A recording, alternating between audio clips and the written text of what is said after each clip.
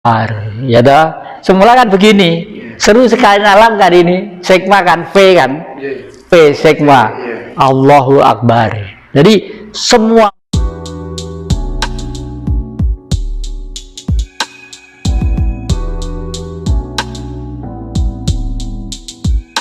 Sangkan Paraning Dumadi itu bagaimana? Sangkan Paraning Dumadi itu kalau di rumah saya di Malang saya tulis dengan istilah Asoka, bukan Asoka India, A-S-O-K-K-H-A.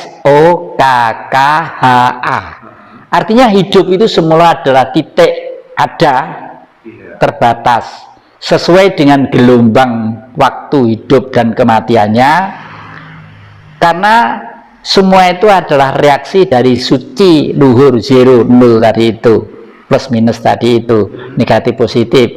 K itu ada sejak dulunya, orang tidak akan tahu ya.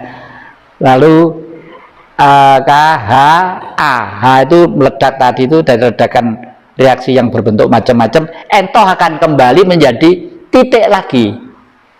Jadi tidak, titik itu sebenarnya Tuhan itu loh, yang sama lihat sekarang ini, titik-titik bentuk yang itu ya, itu Tuhan itu sebenarnya. Allah itu banyak, tapi titik itu satu. Nah, titik ini ada di otak kita gitu loh. Terus kalau kita setiap hari yang muslim ya, bukan saya muslim, sholat ya, kira-kira menerjemahkan sholat di dalam bahasa perbuatan, karena itu menurut saya paling penting ya. Kiai kadang nggak bisa mengendalikan nafsu, sudah minan gitu, tapi terkadang juga sama, udah dengan harta dan lain sebagainya. Gimana caranya itu ya? Ya, kalau bisa apa yang diucapkan itu diterjemahkan pakai bahasa Indonesia dari dulu lebih gamblang ya. Allahu Akbar, ya toh.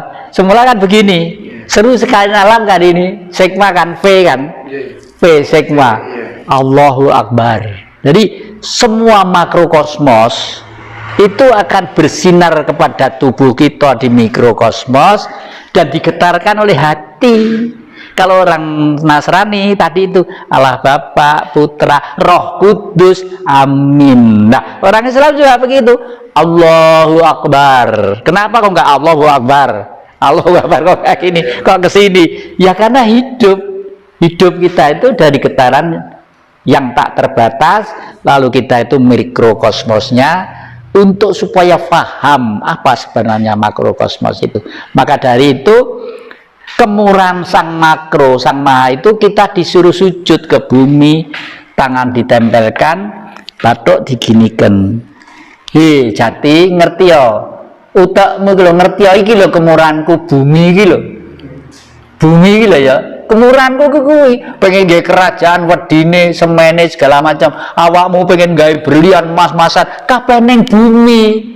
Openono bumimu kanthi bagus. Lah bumimu ki ana sing jaga, antara lain ya gendruwo, leluhur-leluhur dan lain sebagainya. Ojo gampang ngelokne mereka sak geleme dhewe. Kowe engko malah kena gitu loh ya. Itu sampel kan sebenarnya. Sampel. Nggih. Kalau saya menipu sampean yang untung. Hakikatnya begitu. Hakikatnya begitu. Sampean akan kurang. Dosa zaman kurang kalau bahasa agama ya. Saya yang tambah, dosa zaman masuk ke saya. Jadi kalau kita paham itu enak, nggak ada? Enak, teman dah. Jujur ya, udah misalnya seperti kemarin saya beli cendil kemarin itu. Wong saya akadnya itu membeli kok disuruh udah mbah, nggak usah bayar. Akhirnya saya dari mbah cuma enggak bu, kapan-kapan aja kalau ngasih nggak apa-apa, tapi saya tadi akadnya kan beli ya, saya kembali ke mobil ngambil duit 5.000 saya bayarkan. Itu latihan sedikit-sedikit lah, jujur ya gitu. Terus bukan berarti kalau saya itu enggak pernah mengalami sesuatu yang menurut umum mengecewakan. Sering gamelan saya di sini dijual satu perangkat oleh orang lain, dicuri, dijual ya. Terus saya jual punya liontin merah ruby gitu, orangnya masih hidup tapi sakit-sakitan ya, putri, harganya 100 juta.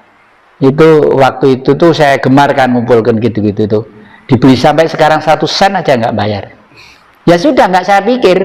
Ya mungkin karma saya, mungkin dulu saya pernah beling, atau dulu waktu hidup yang lalu itu saya pernah nipu orang atau bagaimana. Ya sudah, ya mungkin itu nggak usah dipikir. Nanti kalau saya sakit masuk rumah sakit, mungkin ongkosnya malah 300 juta, repot. Termasuk saya dan teman-teman ini barangkali meneruskan kehidupan sebelum saya kita ya. Bisa juga, nanti kalau Japri khusus, kebetulan saya ada tarot ya, tarot Jawa, dan saya lihat kadang-kadang hidup itu ada inkarnasi, ada reinkarnasi. Benten, kalau reinkarnasi itu lahir kembali. Seperti saudara Anda si Yani, kalau saya lihat itu reinkarnasi, lahir kembali. Untuk apa? Untuk membenahi dunia loh kelasnya itu. Makanya kemarin itu dengan sabar, dengan telaten saya anukan, terus saya beri contoh-contoh, nanti bajunya gini, gini, nanti ikut eyang ya ke Ternate gini, tapi harus pakaian yang cantik loh ya, yang gini, itu kan dari apa ya, karena dia tugasnya itu berat, dunia kelasnya itu. Kalau orang lain menganggap malah ya apa sih arek iki, seperti arek nggak genah gitu. Oh, kalau saya ini ngerti gitu tuh. Ya. Yang usianya sekarang berapa? Saya sebentar lagi 80. 80. Okay. Dari kecil yang sampai sekarang. Andai kemudian 1 menit ya, untuk merangkum seluruh kehidupannya Eyang supaya ini bermanfaat buat teman-teman. Hidup terus bagaimana supaya nanti endingnya kita selamat, bisa kembali kepada sang pencipta tanpa ada penderitaan dan lain sebagainya. Apa yang ingin disampaikan? Ya. Sekali lagi saya utarakan bahwa bentuk Tuhan yang nyata itu sekarang sudah berbentuk air. Air itu Tuhan, ya. Semula api. Lalu bentuknya beliau itu air, di buku saya ada itu. Sentral titik aktivitas minus, meledak 2 gitu, lalu timbul molekul lalu timbul air ya. Lalu sentral titik minus yang pada tubuh manusia, lalu cipta rasa karsa. Hukumnya ono coroko itu ya. Teorinya itulah. Oleh karena itu, untuk supaya adik-adik ini gampang kalau satu mau makan, sebelum dipuluk, sebelum disendok ya, harus diem sejenak lah, di batin aja. Kalau bisa pakai bahasa Indonesia aja ya, karena kita diciptakan jadi bangsa Indonesia itu sudah itu Indonesia. Lah orang Jepang bahasanya Jepang, orang Arab, orang wong Cina bahasanya ya dudu basa Arab, dudu basa Jawa, tapi kok berhasil semua ya toh? Ya karena bersyukur ya. Saya kalau mau makan mesti diam dulu jenak, ya seru sekalian alam, terima kasih atas kemurahanmu, dan khususnya Sang Hyang Sri. Saya sebut Sang Hyang Sri itu adalah dewa yang memberi tanaman-tanaman, memelihara tanaman-tanaman. Kalau bahasanya malaikat lah ya. Nah, atas karunia makanan ini mudah-mudahan menjadi sehat, bermanfaat jiwa raga kami, juga demikian anak cucu dan keluarga kami semuanya, dan saudara-saudara kami. Gitu, udah diem baru dimakan. Gitu. Juga kalau mau tidur, usahakan untuk menyerahkan diri. Menyerahkan diri tadi itu. Misalnya dicabut nyawanya, udah nggak apa-apa, udah siap kok, enak ya. Kalau besok masih hidup ya nyabut kayak meneh, gitu aja, santai, jangan dipikir terlalu tegang. Itu. Tapi sedikit menanggapi apa yang disampaikan Yang tadi, bahwa bentuk Tuhan itu yang bisa kita lihat diantaranya adalah air. Sementara ada perspektif lain, Tuhan itu ya tang kenoki moyomopo. Ketika kemudian bisa diwujudkan, maka ya gagal definisi tentang Tuhan itu sendiri. Itu satu. Yang kedua, ya nafas inilah, karena ketika nafas ini hilang, manusia sudah nggak ada. Nah, itu gimana? Terakhir ini ya. Jadi istilah itu benar, tapi menurut saya kurang rasional karena masih katanya. Kalau saya selalu rasional. Kenapa Tuhan tadi kok berbentuk air? Karena teori saya dari sentral titik aktivitas minus beda tadi sama itu. Ya? Oh iya. Ya, beda ya. Beda. Terus maka dari itu, dari sentral titik minus timbullah pikiran yang bisa bergetar, menimbulkan tumbuh cipta rasa karsa. Nah, cipta rasa karsa itu kalau di samping kiri itu bisa cloning, bisa senyawa, bisa jadi membuat kamera. Kenapa kalau bisa menangkap gambar? Itu hasil karya otak manusia, bukan ciptaan Tuhan, otak manusia gitu. Lalu rekaman otak manusia, buku otak manusia. Tapi air bukan karya otak manusia. Ayo, sama nih saya ngetok nih banyu paling ya keringet, ya, sing iso tok nih ya. Terus di Malang ini ada tempat di Songgoriti. Itu ruangnya kira-kira segini, ini ada 3 kolam kotak. Lu kok di situ ada 3 air tawar, air asin, sama air apa yang satu kotak kecil itu, enggak ada air tawar, air asin, sama air dingin gitu, dingin.